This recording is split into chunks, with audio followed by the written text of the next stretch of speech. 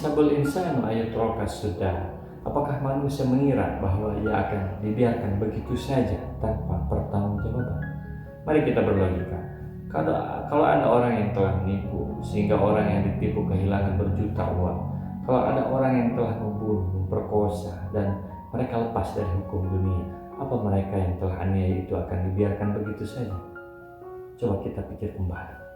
Apakah kita mengira para koruptor yang telah menyengsarakan rakyat dan selamat dari jeratan hukum dunia karena hakimnya tidak tahu akan dibiarkan begitu saja? Enak sekali kalau begitu. Orang yang tidak percaya hidup setelah kematiannya, ya begitulah cara berpikirnya. Sehingga mereka hidup asal senang saja. Mereka pikir hidup ini hanya menghabiskan waktu saja. Setelah mati semuanya selesai. Alam yakun nutfatan min manin yumna. Bukankah dia dahulu setetes mani yang ditumpahkan? Sumakana alaqatan fakhalaqa fasawwa. Kemudian mani itu menjadi alaqah, lalu Allah menciptakannya dan menyempurnakannya. Faja'ala minhu zawjaini dzakara wal unsa. Lalu Allah menjadikan dirinya sepasang laki-laki dan perempuan. Mari kita lihat bukti lain bahwa kehidupan setelah kematian pasti ada. Kita akan melihat proses terjadinya manusia. Kita akan melihat proses terjadinya Abu Jahal hingga bisa hidup di dunia. Kita akan melihat bagaimana proses penciptaan manusia. Manusia awalnya tiada, lalu ayah menikah dengan ibu. Ditumpahkanlah setetes mani ke dalam rahim ibu. Hanya satu sel sperma yang ada dalam air mani yang membuahi dan bersatu dengan sel telur milik ibu. Lalu sel sperma yang bersatu dengan sel telur itu menggumpal, membesar dan terus membesar. Terbentuklah otak, mata, hati, telinga, dan sepunalah anggota tubuh kita.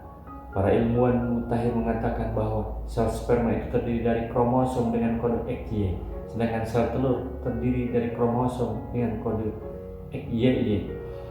Jika anak yang terjadi memiliki kode YY, maka ia akan terlahir perempuan. Sebaliknya, jika kromosom anaknya mengandung kode XY, maka anaknya terlahir laki-laki. Dari redaksi ayat di atas, Maha benar Allah yang menyebutkan bahwa jenis kelamin itu ditentukan oleh air mani yang mengandung sel sperma yang berasal dari ayah kita. Penelitian ilmiah yang memberi kode XY baru ditemukan pada tahun 1900-an Masehi, sedangkan Al-Quran sudah menyatakannya sejak 600-an Masehi. Apalagi yang membuat kita ragu bahwa Al-Quran itu dari Allah dan kehidupan setelah kematian itu pasti terjadi. Itulah proses terjadi manusia dari tiada menjadi ada. Setelah menjadi segumpal daging lalu membesar jadilah janin dan dilahirkan kedua sebagai bayi yang memil dan lucu. Siapa yang telah mengadakan bayi dari tiada? Siapa yang telah membuat air mani dan menjadikannya berbentuk saat air mani bertemu dengan sel telur dalam rahim ibu? Allah yang telah membuat itu semua. Alaysa dzalika biqadirin ala ayyil mauta.